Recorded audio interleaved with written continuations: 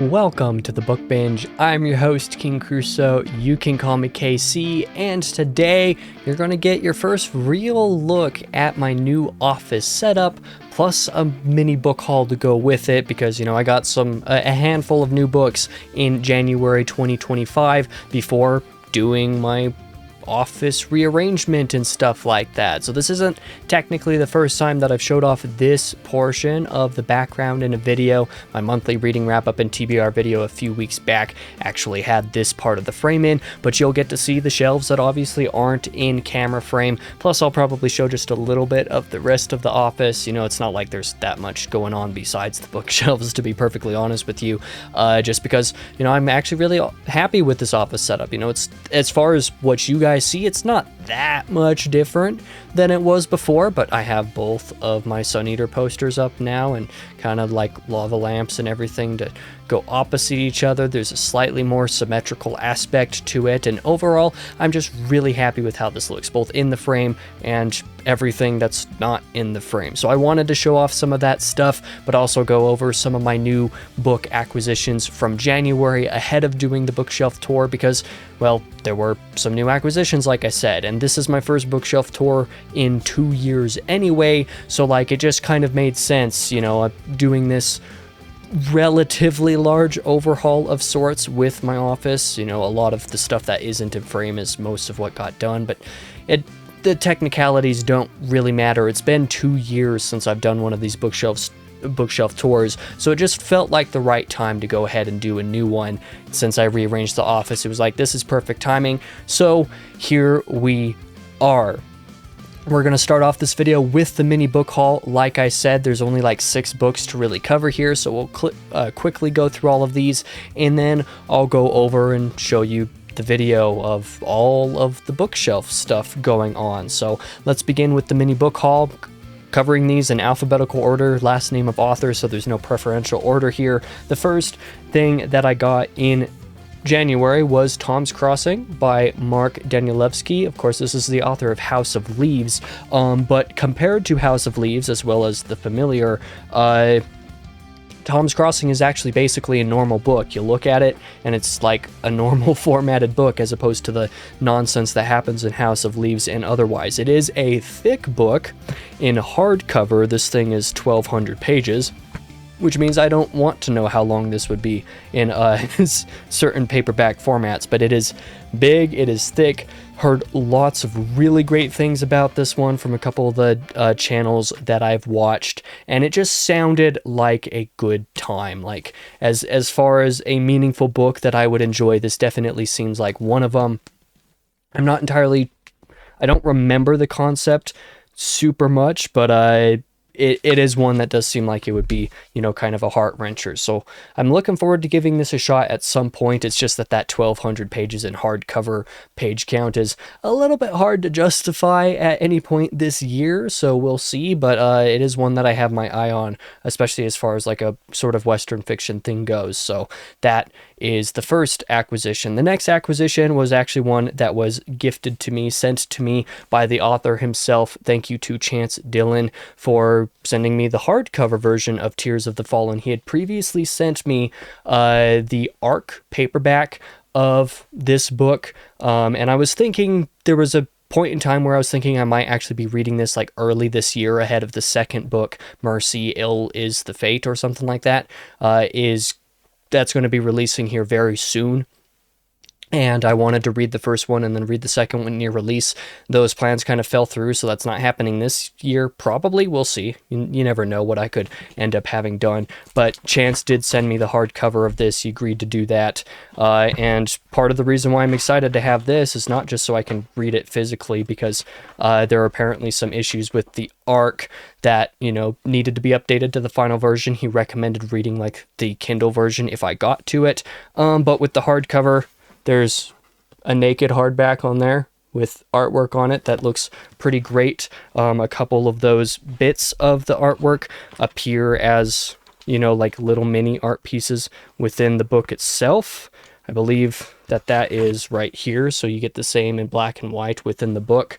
But overall, it's just, a nice copy of the book here. and am looking forward to giving this a shot. Chance describes this as, I believe it's something where, like, if you want something that's like Malazan mixed with Elden Ring, as far as like the specific kind of fantasy tone that he's going for here, that this would be something that you might be interested in, and that does sound intriguing. Even though I haven't read Malazan, I have played Elden Ring, and like that's kind of a cool thing to try to achieve, and I've heard some people say that he was successful, so I'm looking forward to reading it at some point. But thank you to Chance for actually sending me that hardcover. The next item that I want to show off, sorry, I've got some like little paper scraps and stuff that are ending up on my desk here, is another brand new release from like the very end of the month, basically, called Penance of Blood, Oathbreaker Penance of Blood by A.J. Drummond, a story that has been being published and, written and published on Royal Road, and was recently picked up by an official publisher. This author is actually a member of the Sun Eater fan Discord, the Red Company, and we in the Red Company decided for February to read this as a read-along book, and so I picked up the paperback in order to do that. And despite the kind of thing that's going on in here, it's like less than 300 pages. Of course, it's only the first part of several parts that have been completed over on Royal Road, but yeah, that is Penance of Blood. Like, just look at that artwork. This is basic, if I'm not mistaken, I'm pretty sure this is the artwork from the publishing on Royal Road, actually, which is cool. This artist's work, great. Hope that they manage to keep that artwork going for the whole series, because it looks really, really cool.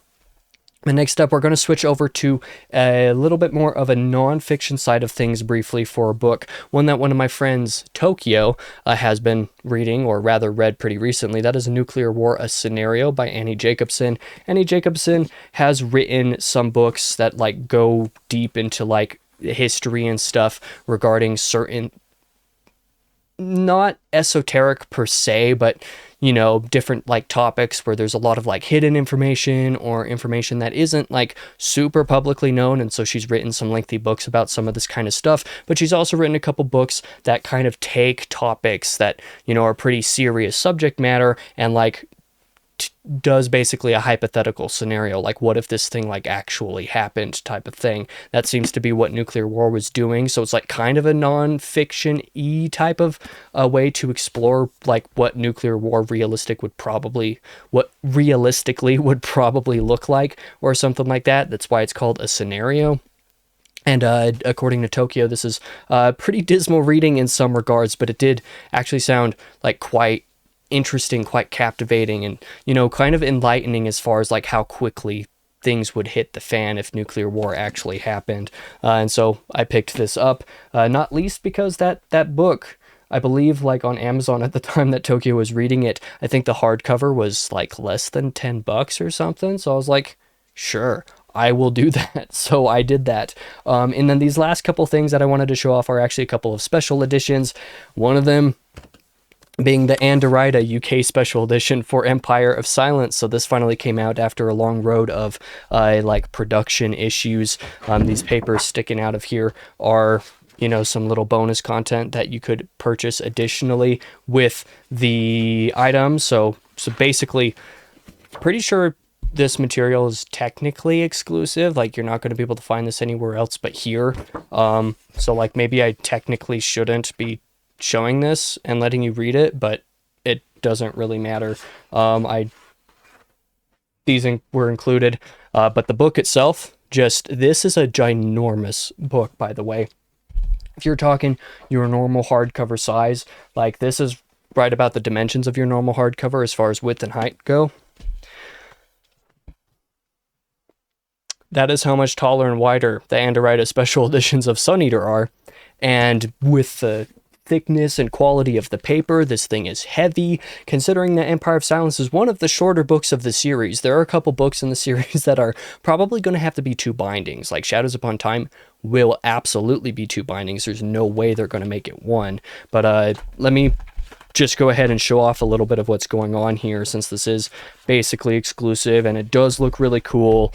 I don't know how much I'm actually getting in the frame. There's the full artwork by Kieran Yanner, so the artist who's done books 2 through 7 of the US standard editions. He did this entire piece here. Looks absolutely incredible.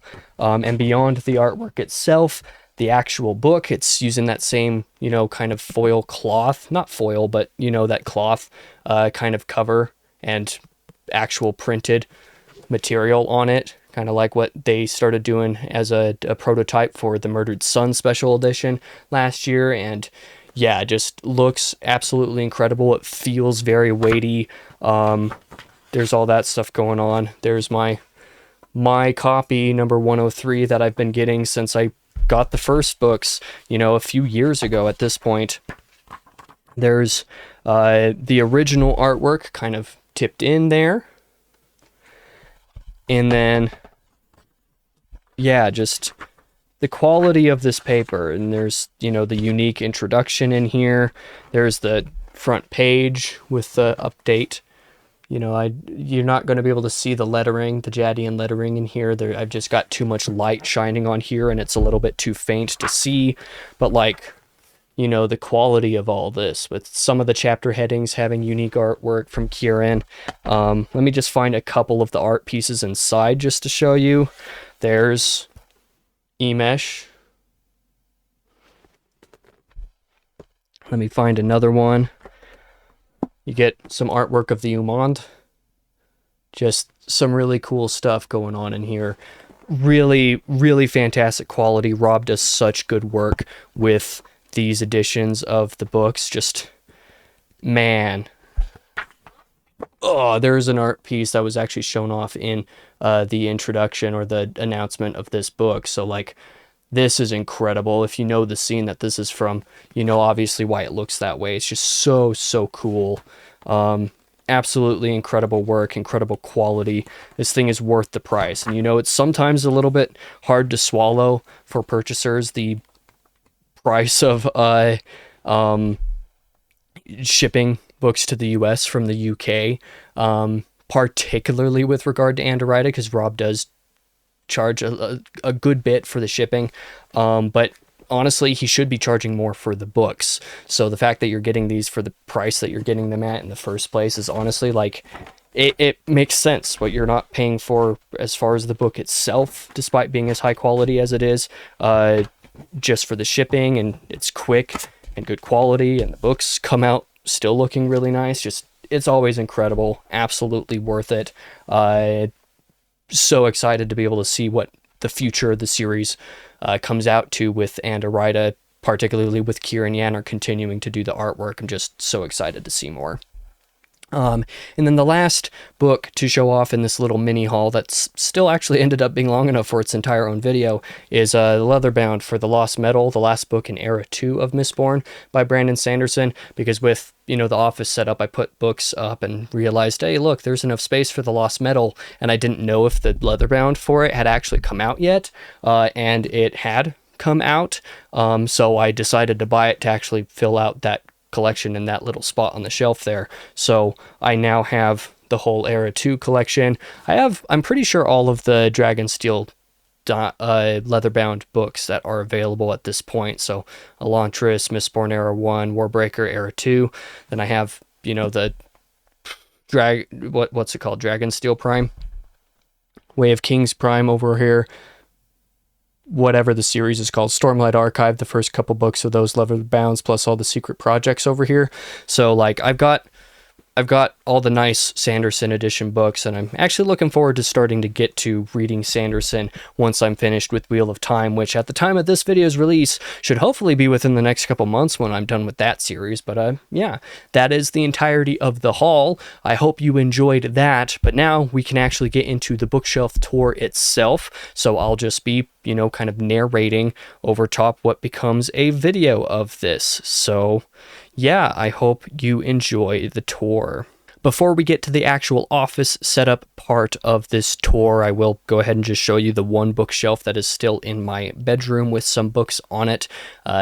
This is just a little bit of the carryover from when I didn't have any more space in my office, or didn't have any more shelf space in my office. You'll see Redwall and my mass market paperbacks of Tolkien books up at the top here, plus a shelf dedicated to my Penguin Classics Deluxe Edition. and another shelf to my regular Penguin classics. These are books that are suitable for being in the room that my mother also partially shares for her workspace during the days. And so these books are kind of acceptable to just keep in here. Like I said, I run out of shelf space at some point last year, and so needed to bleed some stuff over to a different shelf, so that's what ended up happening. But that is all for the bedroom shelf. Let's actually go to my office bookshelves, and we're going to do that entire corner that I have, starting from the leftmost shelf over here at the top. You'll see that I have my game collection up here, actually. So all of my Switch games, my Wii games, and then my PS4/5 games, plus some video game related, U2's vinyl figures that are pretty nice. Kratos, of course, Last of Us, some other random things in there, and the entire Mahabharata, the Indian epic, of course. That is just kind of at the top. I don't know why I put it up top here, but I did, and it kind of worked out as far as spacing goes, so that's that. But moving down onto the actual shelf proper, you'll see that a lot of this shelf is dedicated to there is nonfiction stuff, but that's a little bit later. It's mostly YA and children's fiction, middle grade stuff for these top couple shelves. Ironically, the actual children's books that I have with English and German editions up over here are on top of the most adult books on the shelf, so that's kind of funny. But you'll see I have various different YA series, some classics like Fablehaven, Ranger's Apprentice, books that I've read, or series that I've read part of, but not all of. There's also some things that I haven't really read up here, but the next shelf is a little bit more my speed as far as like a longtime favorite series in the 39 Clues. There's Narnia up here, one of my favorite books in the card turner. There's Harry Potter, which I actually haven't read. There's Maze Runner, another favorite series in the Underland Chronicles, and also Phoenix Island. I love those books. There's just a lot of YA stuff on the shelf that I really, really am a fan of. But moving down, we're going to start getting a little bit more adult pretty quickly here with a lot of Michael Crichton. All of my Crichton collection is up over here, and also there's some other stuff going on as well. You have the trilogy, the Polish trilogy, which looks like 4 books here, but The Deluge is split up into 2 volumes. That's how big that book is, but you have that. Then you have my couple books by Mark Danielewski up here as well. And moving down is when you get into the, honestly, like very nonfiction heavy shelf. You have a little bit of history stuff. You have the Middle Kingdoms there. You have some biography material, like presidential biographies and stuff like that. You have some autobiography related stuff here in the middle. You have my Jordan Peterson collection, those handful of books, plus some other general nonfiction, like there's some psychological related stuff, like personality related work. There's The Anatomy of Genre, a gift from my mother. That's one that I'm actually really keen on trying out, because it talks about genre as far as like books and stuff are concerned, and that would be really interesting to learn about. But there's also this writing kind of related stuff, plus general like personal type of things, money, wealth, personal health type of things. That's just kind of there on the shelf, I guess. And on the bottom shelf here down below is kind of more of the like history and mythology side of things for the most part. You've got a lot of the Greek myth type of stuff over here. You've got this massive behemoth of whatever it's called, the 100-book Apocrypha. That's really cool. You've also got some Shakespeare on this shelf for some reason, just because that's kind of where it fits, even though it doesn't really thematically fit the other stuff. You've also got some art-related stuff over on the side as well. So just, kind of more random stuff, all things considered. But yeah, that's all of the leftmost shelf. We're going to move on over to the right to one of the shorter shelves, and starting from the bottom, we have a decent chunk, most of my manga collection here, with Monster and Good Night Poon Poon, is that what it's called? Yeah. Goodbye Eri is also really, really great. Uzumaki's here, of course, as well. And then you have my, at the moment, currently relatively small Stephen King collection. I have actually read all of the books on this shelf, except for I guess a couple books in the Bachman books collection I haven't quite read yet, but that'll be this year. So, just a little bit of King here, and then another YA series that I'm a big fan of with the Lorien Legacies. I really love all those books. The I Am Number 4 in particular is just actually incredible. I haven't read basically anything on the shelf except for the main series, but I would really like to. But on top of this shelf, you'll see I have part of my little like stuffed animal collection that you can see in video, one of my lava lamps, the Valka poster, of course. Just really great stuff here. But we're going to move over to the actual corner shelf and kind of go over what I've got here. You'll see I have a little like cardboard poster thing of Empire of Silence that I actually got signed by Christopher when I met him for the first time in December 2024. That was really cool. So I just kind of have that as a little keepsake kind of thing, even though the item itself isn't really worth that much. I have my big old stack of bookmarks over here on a lamp, plus my CD collection. So that's something that I've got going on. But moving down, we're going to see a little bit more of my proper fantasy book collection on this shelf. You have the whole omnibus of Lord of the Rings right next to all of the Ryan Cahill collection at the moment, Bound and the Broken. The rest of my Tolkien collection on the shelf just below that. Not really much that I need to say about these books. They just look nice. But just below Tolkien, I have a decent chunk of my Sanderson collection, plus, another decent chunk of the Wheel of Time collection over on this left side here. And just below all of that, I have my Rick Riordan collection, all of entirety on this, bottom shelf. I have a little bit of the Overrun. The shelf just above it has, most of the remainder, plus a little bit more of the fantasy stuff like Williams, Islington, just a couple other random stuff that just fit on the shelf, but otherwise isn't necessarily related to much else that I've got going on right down here. Kind of crossing over, you'll see a little painting that I just have for the purpose of, filling out a little bit of space. In video, I didn't put anything on that bottom shelf there because I wanted something to look a little bit different in the bottom of the frame. But we do have my Philip Chase collection over here. Looking forward to getting more of the Broken Binding special editions for the Adan trilogy, because this first one here is just really nice. My Matthew Ward collection, one of my most anticipated authors to read, plus John Gwynne, of course, who I need to read more of, hopefully before too horribly long. But that's, most of my Orbit published fantasy right there on these couple of shelves. Just above that, you have the rest of my Wheel of Time collection, plus a couple random book ones that I have, the self-published Tears of the Fallen by Chance Dillon, and a favorite book of mine, The Failures by Benjamin Lyer. That book's incredible. The rest of my Brandon Sanderson collection is here. You'll see I actually have Secret Project 2 hidden behind Tress here because there wasn't enough space to, have another book on the shelf and also still display one. And I wanted to display one just because it looks nice that way, just personal stuff. But, given that it's the only non-Cosmere book of Brandon's that I own at this point, it makes sense for it to be the one that I've chosen not to display. It is what it is. But moving up above, you'll see I have my Dandelion Dynasty. I have them displayed on the other side just because they're basically the only books that I have that have like actual artwork on the sprayed edges. So I figured that, it made enough sense to display them. You have the Earthsea, big, huge omnibus by Le Guin. Just absolutely, it's a very heavy collection, actually, gotta be honest with you. It is quite heavy. But right next to Earthsea is my Homer. So Iliad and the Odyssey, just really nice quality, box with these. And I was a really big fan of this translation, just really cool. Plus, I have this little display here of, the frontispiece from the Empire of Silence High Matter edition, but one that I got specifically as a thank you from the Shadows Upon Time release day gala, written directly from Christopher and Jenna. So, I have that display just because of personal sentimentality reasons.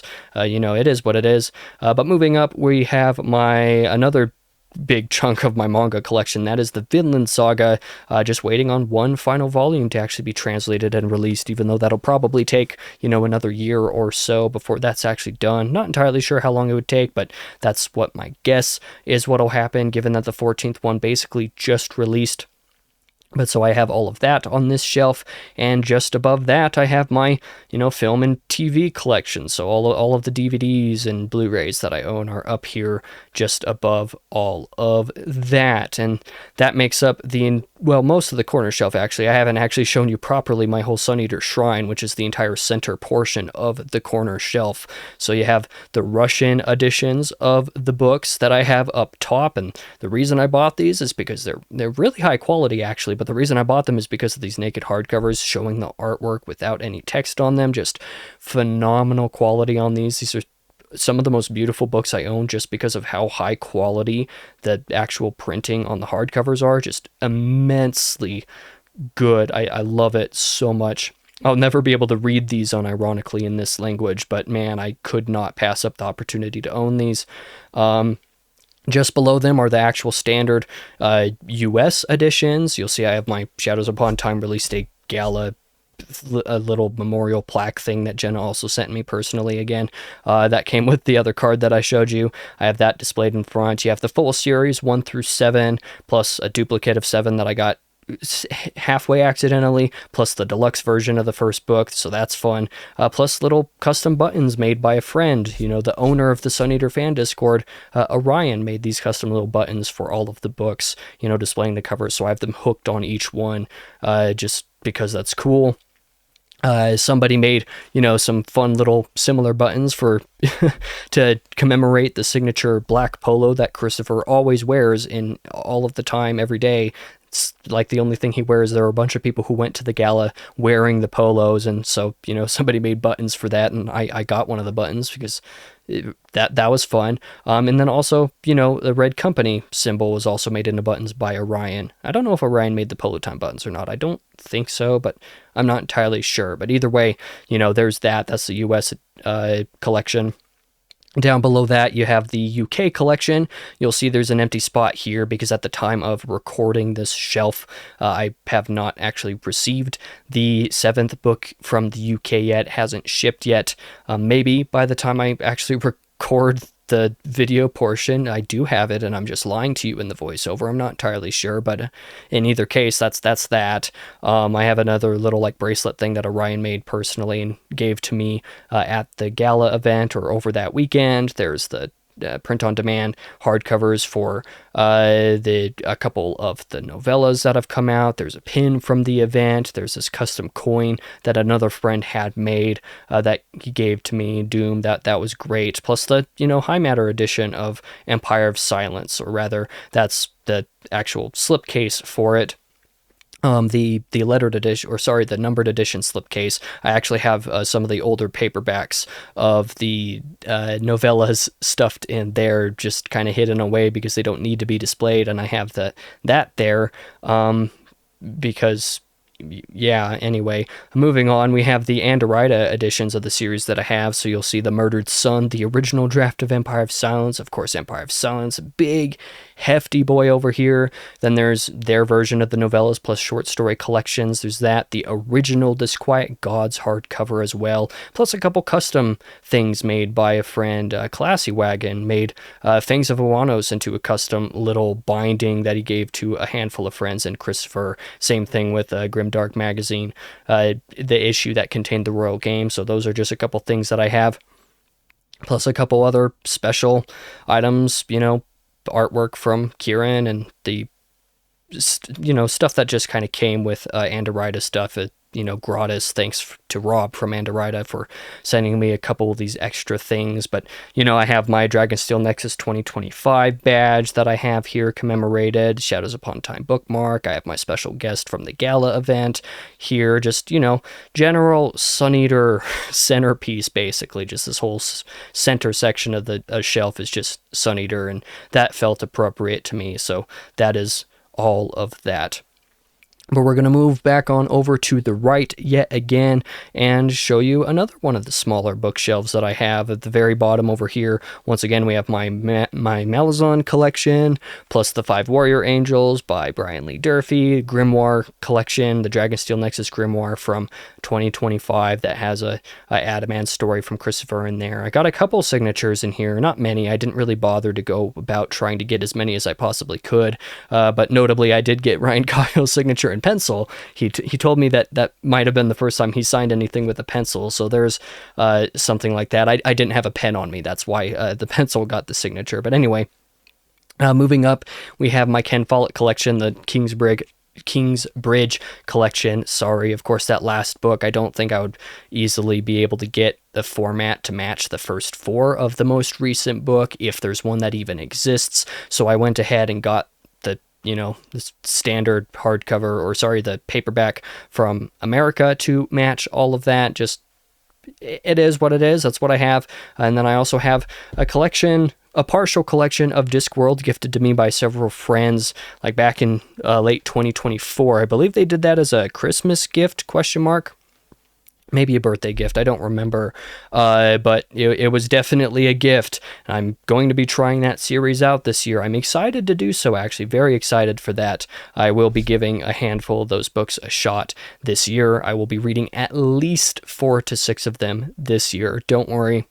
But this is the collection that I have so far. And if I enjoy what I read and keen on continuing, I also have a friend who is going to help supply me kind of the rest of the books in these editions, because these are the paperback versions that I like. But moving up again, we have my small Dune collection, some of the deluxe hardcovers that they got coming out. I hope they come out with a God Emperor of Dune edition for these. I don't really care to have books 5 and 6. I don't plan to read those.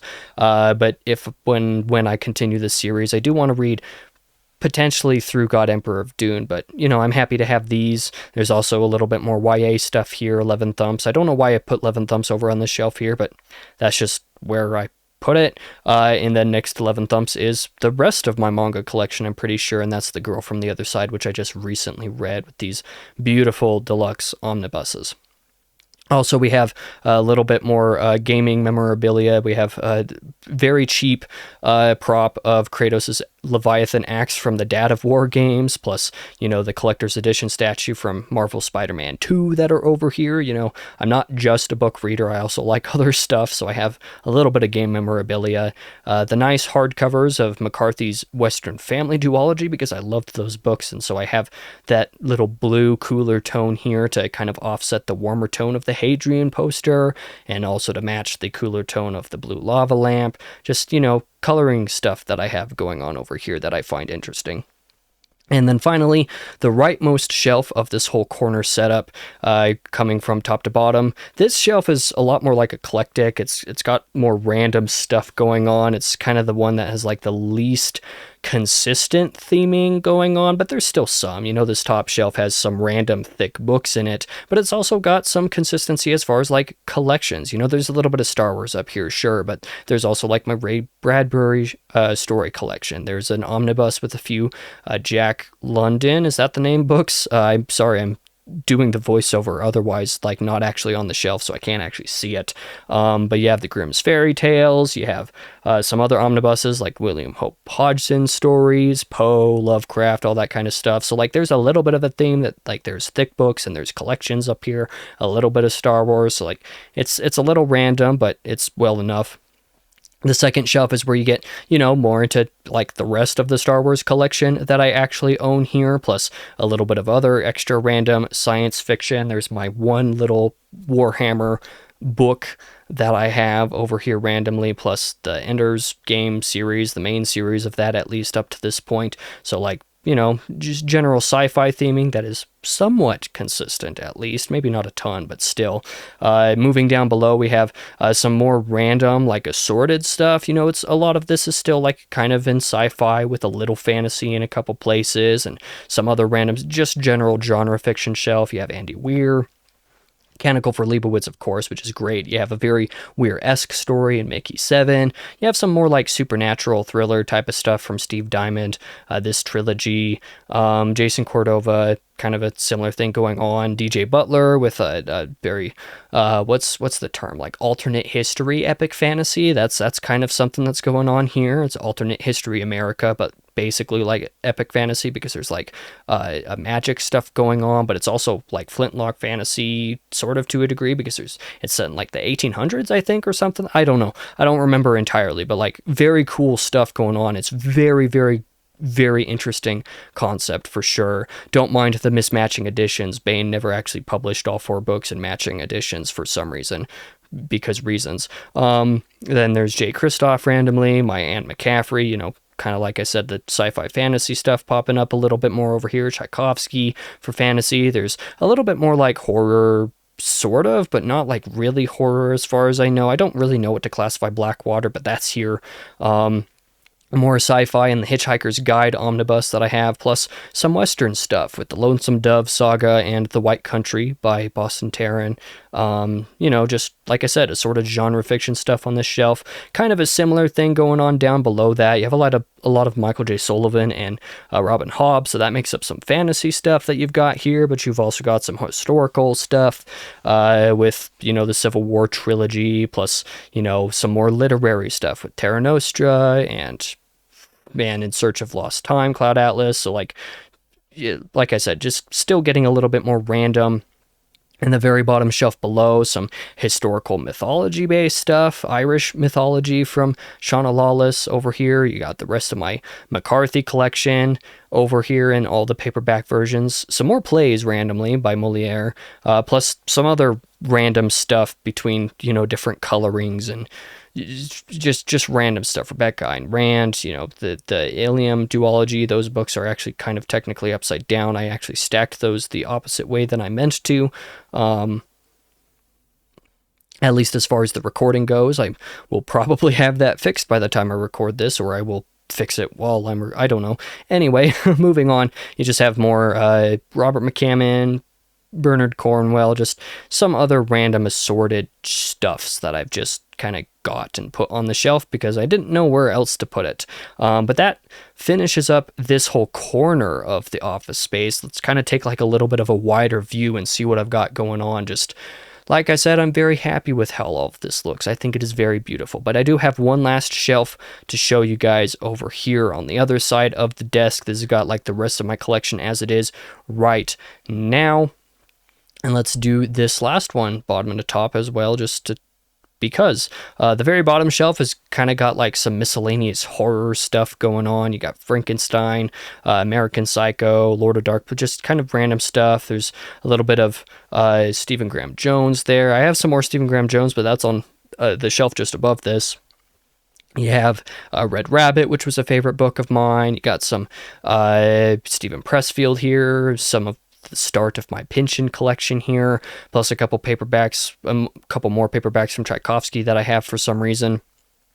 Like I said, just kind of assorted stuff. Moving up is a lot more miscellaneous stuff. Again, just a lot of the remainder of just what I own. There's some literary fiction stuff up here, a few classics up here. You've got some Verne, 2666, which seems cool. Like I said, some other classics that are shown off here. Of course, Orwell and Treasure Island, things like that. There's also, kind of miscellaneous like sci-fi and historical and fantasy stuff up here as well. There's a couple fantasy books over here. There's this historical fiction and the terror and like a Lem with the sci-fi related stuff. Just, a lot of assorted things on this shelf that are all pretty interesting, pretty cool, but, hard to shout out all of this stuff in its own because it would just take way too long. But there's that shelf. Moving up, you'll ignore the Wii motion sensor thing that I have taped to the desk here just for convenience sake, and see my Diana Gabaldon collection, where most of Outlander fit on the shelf with the trade paperback at the very end fitting on here, but I had to do something a little bit interesting here. This was another case of like this book is never going to be published in the mass market edition to match the rest of my series, so I just bought the trade at some point. So I have the series here now. There's a few other random stuff. There's Verne again, but also some other more like kind of experimental fantasy type of stuff on the shelf, just because they're blue, so they kind of go with the Gabaldon book, and otherwise that's just where I ended up putting it. But moving up on the shelf, we have the last shelf, and this has some books from a friend, Nicole Pierman, with a handful of books and, poetry stuff up here. You've got some John Williams, not the composer John Williams, the author John Williams, with some books that I wanted to try. Many friends who really like those. To Kill a Mockingbird, of course, is up here. There's my Witcher collection is up here for some reason, and then my Murakami collection, the little bit that I have, is up here as well. And the very last little bit to show you guys now is this. It is the Shogun series, the Asian Saga by James Clavell, and then the arc of Tears of the Fallen by Chance Dillon. I showed off the hardcover on one of the earlier shelves, but that is over here. And this kind of goes with another music memorabilia thing, a signed poster from Orbit Culture's US tour back in 2024? 2024? Is that the number? I can't read it in the picture that I'm doing the voiceover from. But anyway, this show in Salt Lake City that I went to with the same friend who gifted me that Sun Eater little custom coin that I showed off earlier. That friend came down to Salt Lake and actually saw this show with me. That was a really great time. That was one of the very first shows that Orbit Culture had done headlining, actually headlining in the US. And so that was a great time. And I decided to get the poster to, memorialize that. And yeah, that makes up this last little bit of the room. Yeah, so like I said, that is the end of the bookshelf tour. I hope you guys enjoyed. Let me know what stuff I showed off here is of particular note or interest to you. What kind of stuff here it seems extra special to you guys, I guess, is, kind of a random question to ask, but I'm actually kind of interested. Sometimes when you have so many hundreds of books just sitting around you, you kind of have to really look at all of the things that you own individually and be like, oh yeah, there's that thing that I forgot that I had, or something along those lines, or you see some of the special books that you just kind of collected together and be like, yeah, that's a really cool centerpiece to have, all of my Sun Eater shelf in the center. Just overall, I really like my collection. I'm very happy to be able to have a more symmetrical looking library space of sorts here in the corner of the room. Like I said, being able to have the posters on either side over here in between the bigger shelves and still have the smaller shelves. It's just I'm very happy with my space. I really like how the space looks, and I hope that you guys did too. I hope you guys enjoyed that little tour and the mini haul that I started off with, and I appreciate you guys for watching for sure. It does mean a lot to me. This video ended up being a lot longer than I anticipated it being, but I appreciate you for watching nonetheless. For now, I've been your host, King Crusoe. You can call me KC, and I hope to see you guys in the next video.